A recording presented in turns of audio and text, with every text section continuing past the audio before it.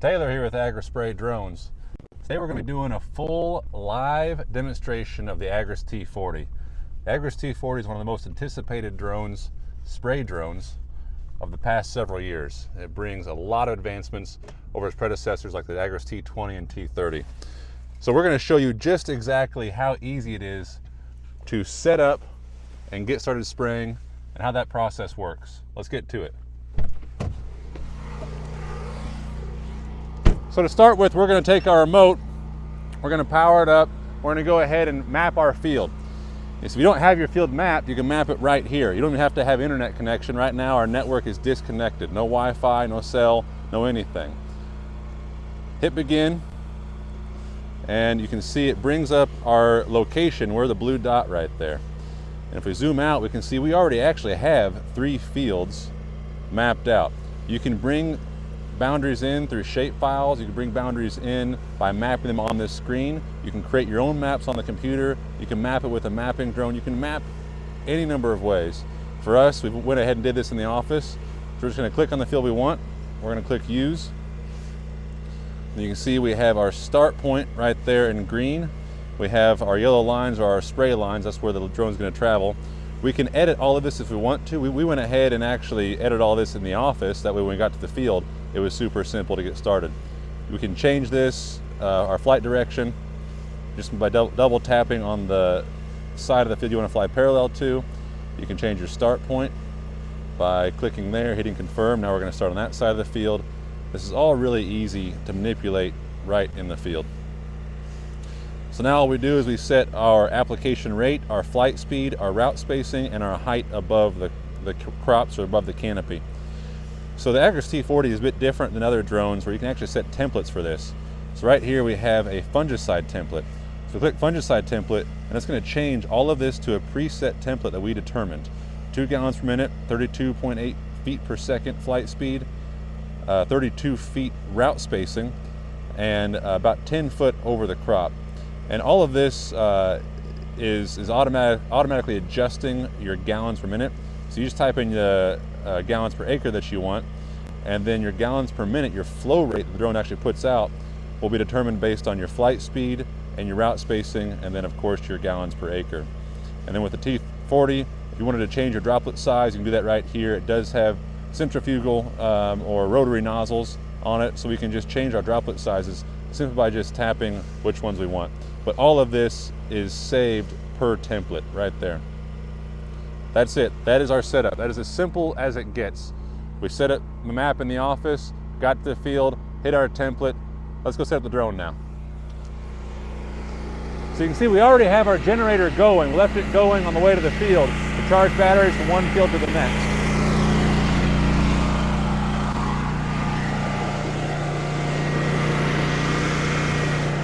So here's the T40 back here. We transport the T40 with the arms folded in and with a ratchet strap over the arms to keep them folded in and keep the T40 on the trailer.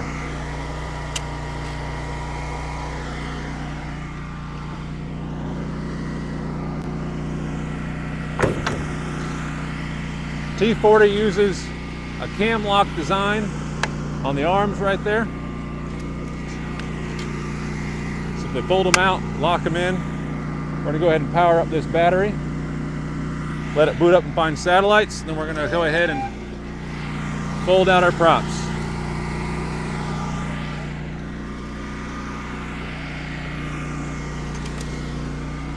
If you've seen our other videos, we've talked about these dual rotors. How these work is one rotates clockwise and one rotates counterclockwise.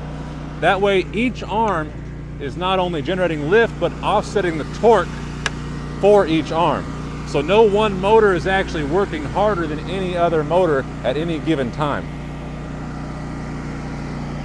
All right, let's go ahead and fill this thing up.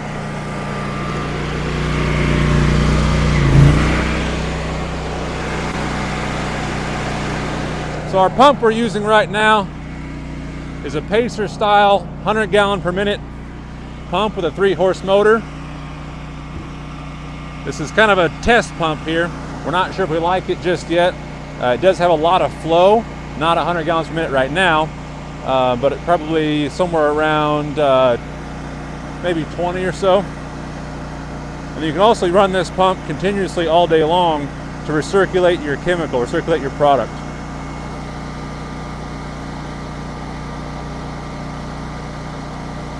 That should be enough volume for what we need.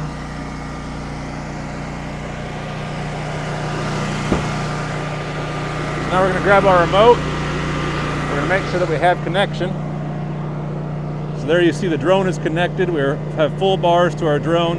The drone has 23 satellites, 100% battery. It says we have 9.3 gallon. The weight, the drone actually does volume by weight, so it has a scale on there.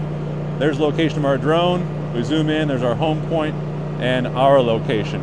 Now if we zoom back out, you'll see that we have our empty location. So it takes a payload, it takes our application rate, our width, and it calculates everything out. So you can see our third pass over, just a little bit down the field, will run out of product. The drone's actually going to return to us before it gets there. So we're going to go through all of our settings here before we take off, make sure we have everything set correctly. We're going to go ahead and bump up our connection route speed. We don't need to be coming in and out at 10 feet, we'll change it to 13 feet. And we want everything set to return to home for this field. And you may want to change this for any given field. You know, for us, we're just going through based on our particular situation here with this field, pretty flat open field. We're just changing our settings to make sure that it makes sense for this particular use case. All right, we're good to go. So we're going to go ahead and step back behind our tank and take off. Hit start. Now it's telling us it has obstacles around the drone. So all we have to do is hit OK, and then check all of this again, slide to take off.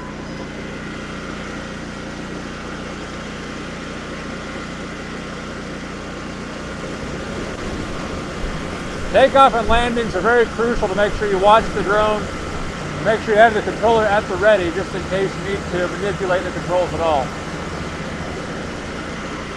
The drone's flying right now autonomously by itself. It's going to go out to the start point. It's going to lower down to 10 feet like we set.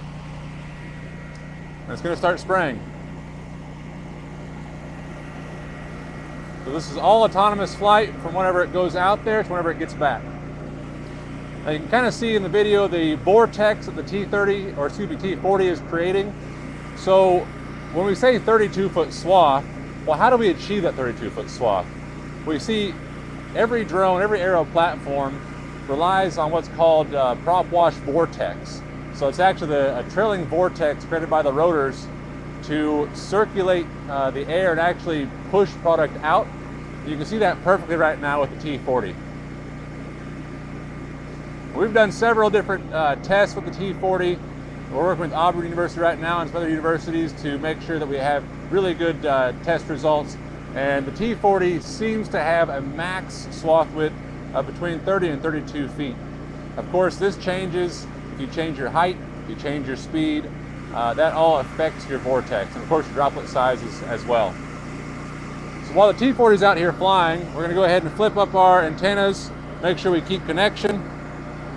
We can monitor everything on the screen right here. There's our FPV camera, live view. All of our parameters right there, and back to our map. Then we're going to go to our pump system, and we're going to start mixing our chemical. So we've been developing a automatic chemical mixing station for about a year now. We have a prototype right here. I'm not going to go into details, but we are going to be able to provide some of these units, beta version anyways, this summer.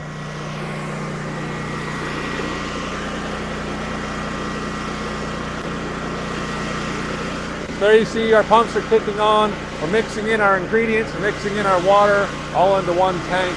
It'll shut off whenever it's full. We're just going to pump out of that tank to fill the drone. So we'll step back here, away from the noise of the generator, and monitor the drone. So right now, as far as battery management goes, we've got 3 batteries, one in the drone, one that is charged and ready to go whenever the drone gets back, and one that is currently charging. We showed up here with 2 batteries fully charged, 1 battery still charging.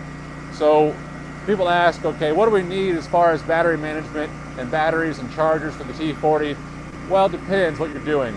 There are options, obviously. Right here, what we're using is one T30 charger along with our cooling kit, which has 2 cooling stations and the cords to utilize those cooling stations. And then we have 3 batteries hooked up to a big generator. Ours right now is 20,000 watts. You can run them as low as 10,000 watts. This setup here is going to be good enough for most applications. For some applications, you might want to throw in another battery or another generator. Okay, so now you see the T40 has made it back. It's going to go ahead and start another pass here.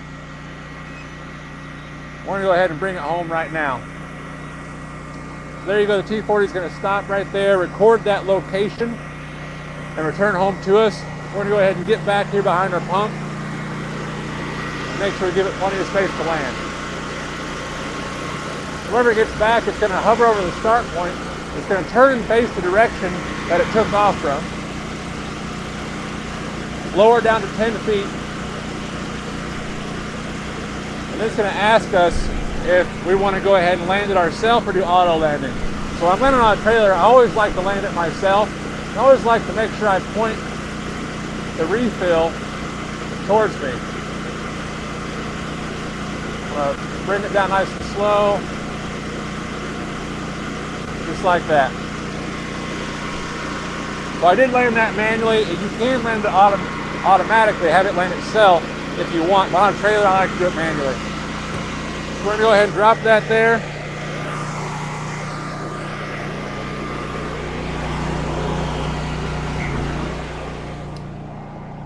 Grab our hose and grab a battery.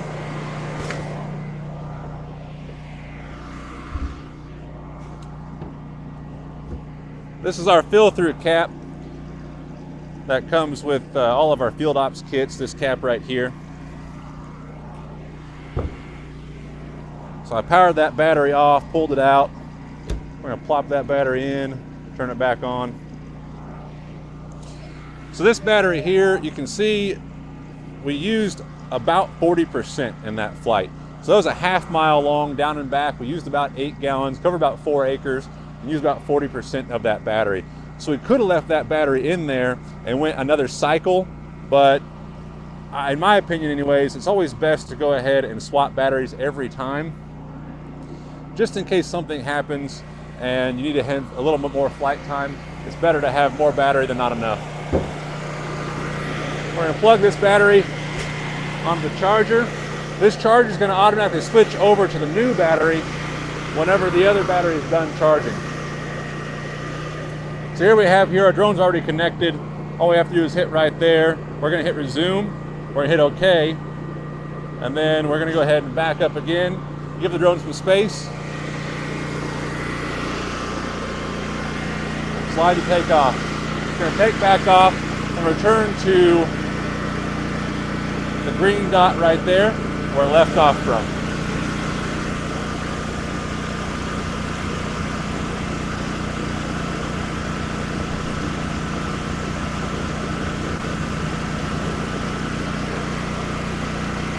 Like that.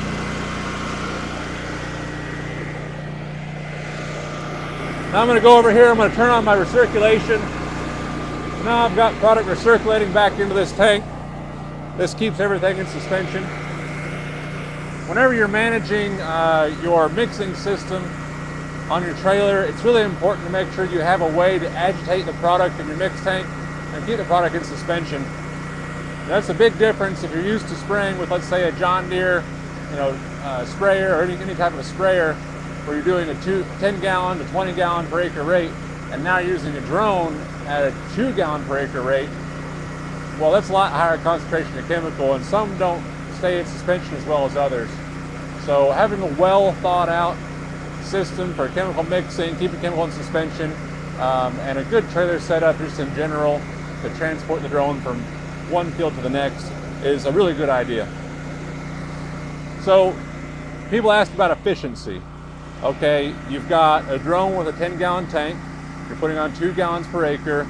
How many acres per day can I get done? How many acres per hour can I get done? Well, if you do the math, really it's all about cycle time, because it's not about how many acres necessarily per tank you can get done. It's about how many tanks you can get done within that hour. and about how many acres you're covering with each of those tanks. So cycle time, what I mean by that is takeoff to takeoff time. So if you rewind the video, you can time it from when we took the drone off to whenever we landed the drone and then took the drone back off again. So takeoff to takeoff, that would be one complete cycle. And if you can replicate that flight after flight after flight with the same acres per flight and the same time per flight, then you can pretty easily get your efficiency. So with the T40, you saw we had somewhere around 6 minutes takeoff to takeoff. Of course, I was showing you guys a few things while we were doing this, so maybe I had a bit longer than that. But we did about 4 acres. We did, put out about 8 gallons, 2 gallons per acre, about 4 acres in that one cycle. 4 acres every 6 minutes. You can get 10 of those done in an hour. 10 times 4, that's 40 acres per hour. That is very, very achievable. You can actually get more than 40 acres per hour. But realistically speaking, here we're on a half-mile long, pretty open square field. This is pretty ideal. And so we're going to see really about a 40 acre per hour in this scenario. And of course, if we go to a smaller field or a field that has more, challenges, more obstacles, we're probably not going to see quite that much efficiency, but it's going to be somewhat close because again, we're only using about 8 gallons per cycle here. The drone holds 10. So if you utilize that entire tank volume on, let's say, a smaller field, or maybe a field that has even longer rows, like 3/4 of a mile long rows, then you can actually push that efficiency even further. All right, so the drone's made it back here. It's turning around. That's one thing to notice. If you've seen drones in the past, most of them don't actually turn around. The T40 does turn around at the end of the field. This is because the radar system on the T40 faces forward, the radar in the camera. There you go, T40 is going to go ahead and come back to us right there. Radar system faces forward on the camera. It has a very, very robust radar system, not just on the front, but also on the back, with a front that also incorporates binocular vision. So this is really an important distinction between the T40 and other drones. Right here, perfect timing. This is a good example. So that binocular vision system actually saw the trailer and stopped the drone. The drone was flying at over 23 feet per second, and he stopped the drone before it got too close. This is a huge safety feature. We're going to go ahead and bring the drone back in manually now. Right now I'm flying the drone because it saw the obstacle. I could have just raised it up and hit return to home, but I just kind of like to do a lot of piloting myself.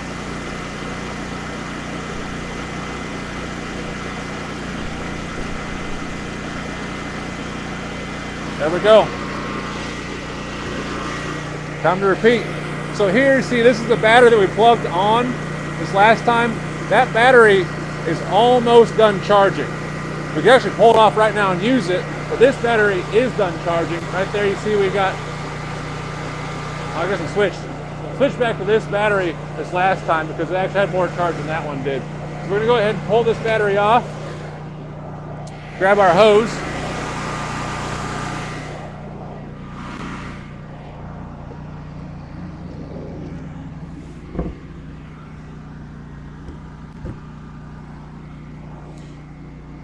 power this battery down.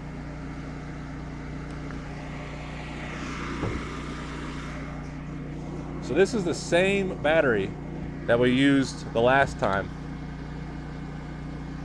And we're using it again this time. So the battery charging cycle with the T30 charger is not quite as fast as the DJI 12,000i generator. And if you guys have got a quote from us, or if you've seen our other videos, the DJI 12,000i generator is a bit different charging solution than the T30 charger. One charging plug on it has a generator charger combo all in one. Provides some portability advantages, and it also charges a bit faster.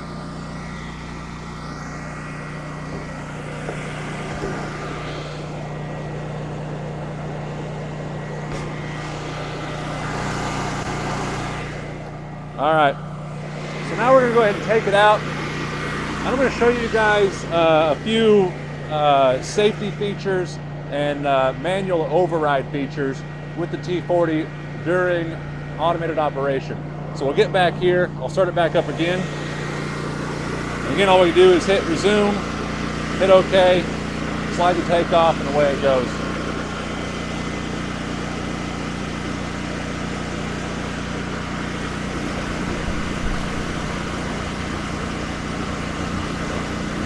So the great thing about the T40 and really all DJI Agras drones is you can manually override an automated flight.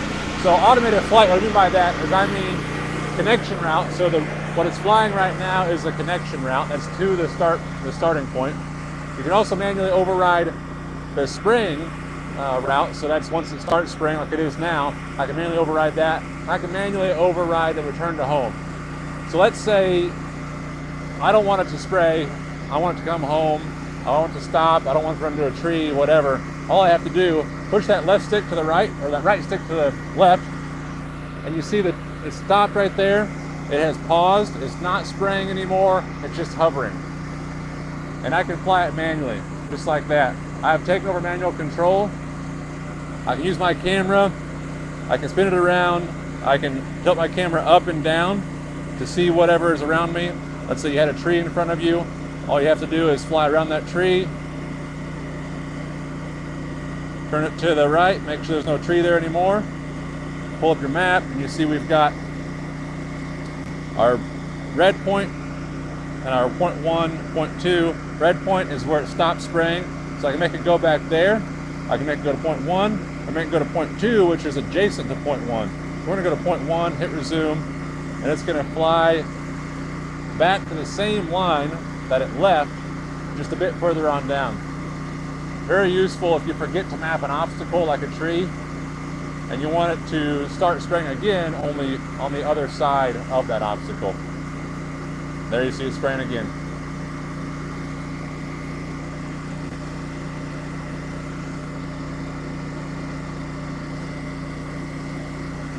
So this is really as simple as it gets.